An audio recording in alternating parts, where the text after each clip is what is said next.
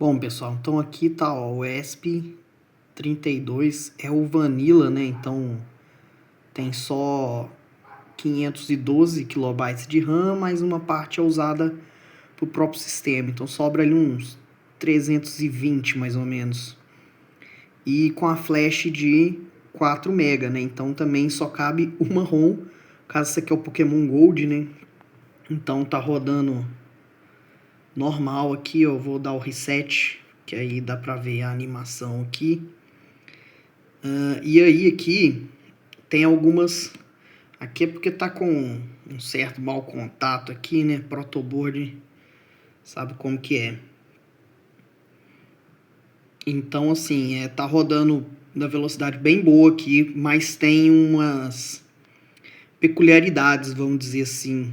Ver que passou rápido aqui é porque o start, às vezes, tá trigando sem querer lá. Então, tá com um problema aqui.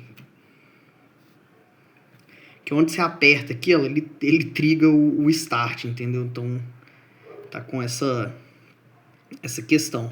Mas ó, quando anda com o personagem aqui, ó, e quando entra aqui em uma batalha também, vou entrar, a velocidade fica até ok, né? Então assim, o jogo tá rodando, principalmente na batalha aqui, a velocidade fica até bem boa. Então, assim, mais rápido do que o Game Boy original, por exemplo.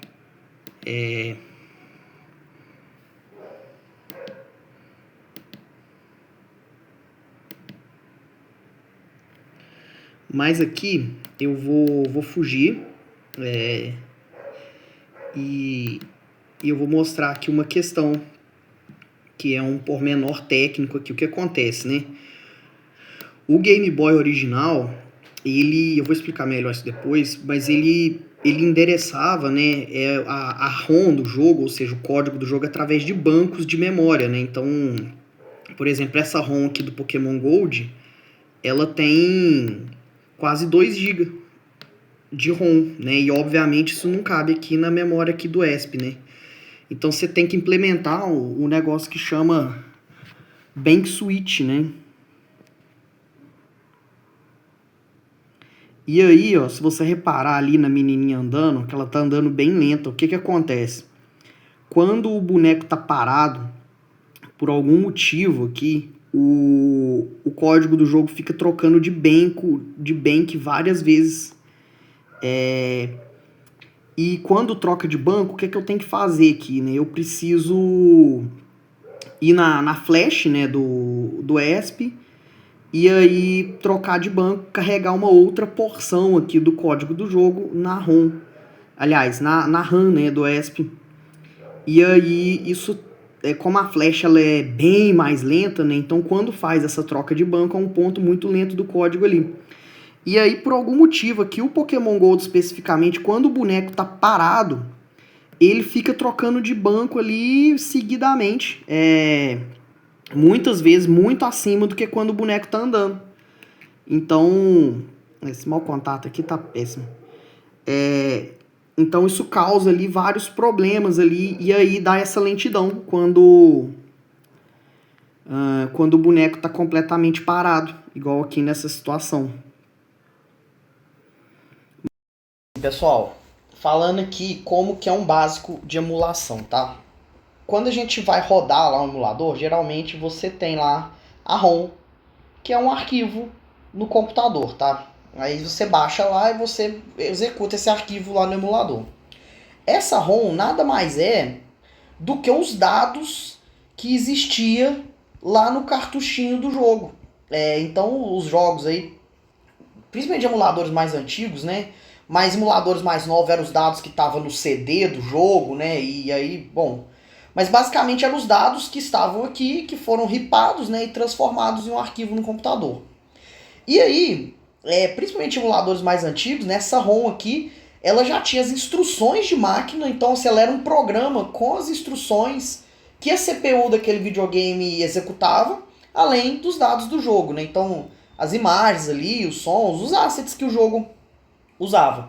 E aí o que o emulador ele tenta fazer, né? Ele tenta simular o hardware que aquele videogame tinha para executar essas instruções que tinha aqui, para renderizar essas imagens que estava aqui dentro, e por aí vai. Então, o que acontece?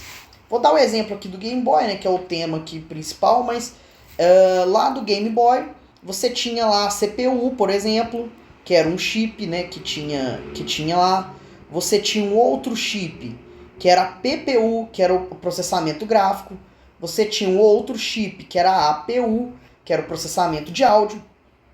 E ligando aqui essas coisas todas, você tinha aqui o barramento de memória, né?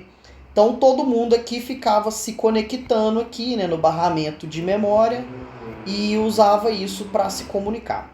Então, por exemplo, a CPU ela vinha aqui, né, no código do jogo, né, aqui no cartucho, e lia lá que ela tinha que fazer uma instrução de load. Então ela via aqui que a instrução que ela estava executando, né, era uma instrução de load. Ela, por exemplo, pegava aqui um código aqui hexadecimal aqui do cartucho e jogava aqui na memória de vídeo. Depois a PPU lia aqui essa memória de vídeo e renderizava um gráfico na tela, tá? Então, basicamente simular aqui um outro hardware, né? Então, por exemplo, aqui no código aqui, aqui a gente tem, por exemplo, o bus, né? O barramento aqui de memória. Então você vê que na verdade aqui em C, né? Ele é vários apontamentos aqui para memórias alocadas aqui na máquina, né? Então que são tudo ponteiros para memórias ali que foram alocadas. E você vai usar isso para poder simular como o barramento de memória funcionava. Então você tem que várias regiões de memória. O barramento do Game Boy especificamente, ele tinha aqui vários registradores, né, específicos aqui, ou seja, vários pontos da memória que quando escrevia ali ou fazia leitura ali, ele executava códigos específicos, ele entrava em rotinas ali do hardware específico. Um outro exemplo aqui, a PPU, né, que é o Pixel Process Unit. Ela fazia uma coisa aqui que era ela fazia o OAM Scan, que era literalmente escanear os objetos, né, que iam renderizar ali na tela. Então um exemplo aqui, aí ele vai lá no barramento de memória, fazia leitura ali de regiões da memória para poder saber o que ia renderizar. E principalmente a CPU, né, que ela implementava aqui todas as instruções, ó, que tinha, né? Então tá vendo, ó? Várias instruções aqui que a máquina do Game Boy tinha, e aí você simula. Então, por exemplo, a instrução de adição. Você vai simular como o Game Boy fazia a adição, setando as flags da CPU, e aí você vai fazer isso para cada instrução que a CPU tinha. Então, quando você vai lá no cartucho e você lê ali uma parte da memória, você lê ali o cartucho, você lê uma parte do programa, né, do cartucho, ou da ROM, do arquivo, você vai vir aqui e vai executar ali aquela instrução, simulando como a CPU do Game Boy fazia, tá, pessoal?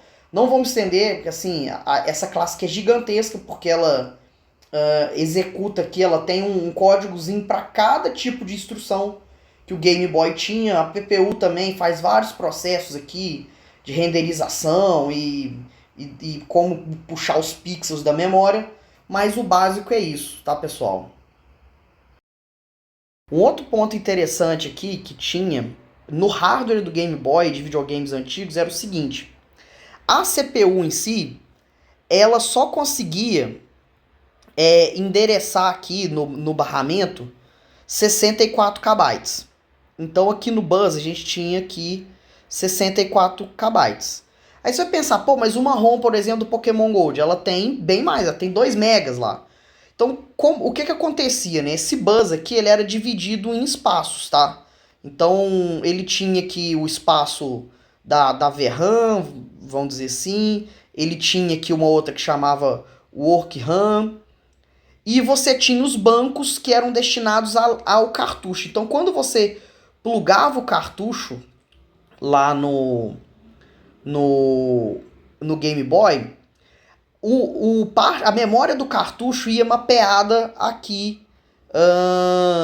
nesses espaços aqui que chamava de banco 0 e banco 1, tá? Então, quando a CPU lia desses lugares aqui, esses lugares eram só de leitura, né? ela na verdade estava lendo os dados do cartucho. Então ela estava lendo os dados que tava aqui, né?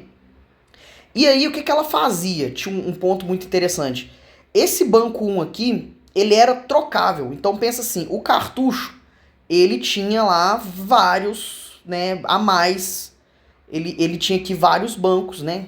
Na verdade tinha o 0 também, ele tinha o 0 e tinha 1, né? Ele tinha bancos a mais. Só que a CPU só enxergava 2 desses bancos por vez. Então, o banco 0 aqui, ele estava sempre visível, então ele, de uma certa forma, fixo. Mas o banco 1 aqui, ele trocava. Então, como que a CPU fazia isso? Tinha aqui um registrador específico, né, alguns registradores específicos, que quando a CPU escrevia, ela trocava esse banco. Então, pensa assim, agora ela estava vendo o banco 1. Depois ela fazia lá o comando de troca, aqui ela passava a ver o banco 2. Então, quem era mapeado aqui para essa região? O banco 2. Ah, agora eu quero ver o banco 3. E aí sucessivamente. Então, ela ia trocando aqui as regiões que ela enxerga, né? Então, ela sempre enxergava só 64 KB. Mas qual porção desses 64 KB ela ia trocando? O Game Boy Color, ele fazia isso inclusive para VRAM. Ele tinha um esqueminha de bancos de VRAM e bancos de Work RAM também, que estavam dentro aqui, que estavam seguindo essa mesma lógica aqui. E também ainda tinha a external RAM, que era também uma região de memória que ela ficava dentro do cartucho. Então, o próprio cartucho, ele podia ter uma RAM interna dele aqui, que a CPU também acessava através de bancos. Então, falando de uma certa forma, assim, nesses videogames antigos, o cartucho, ele fazia parte do videogame. Porque quando você inseria ele lá, ele fazia parte do hardware, ele podia vir com hardware aqui. Então tinha cartucho que tinha RAM externa, tinha cartucho que não tinha, porque ele não precisava de tanta RAM assim. Então o cartucho, de uma certa forma, ele podia expandir aqui a funcionalidade do videogame, fazendo parte ali do próprio hardware. Já em videogames de CD, por exemplo, isso não acontecia porque o CD ele é só leitura, né? Então ele só servia para fazer a leitura de dados ali. Mas em videogames de cartucho, o cartucho ele era, de certa forma, parte do hardware do videogame. Ele entrava ali junto ali da placa-mãe, ele conectava e ele tinha várias coisas aqui. Ele tinha RAM, ele tinha real-time clock, ele podia ter várias expansões aqui que acabavam expandindo as funcionalidades aqui da CPU, entendeu? Bom, pessoal, então esse aí é o emulador de Game Boy Color, né, rodando no ESP32 clássico, né, então sem nenhum tipo de adição ali de RAM externa, né, nada do gênero. O código, eu vou deixar o link do GitHub aqui, do meu GitHub aqui embaixo.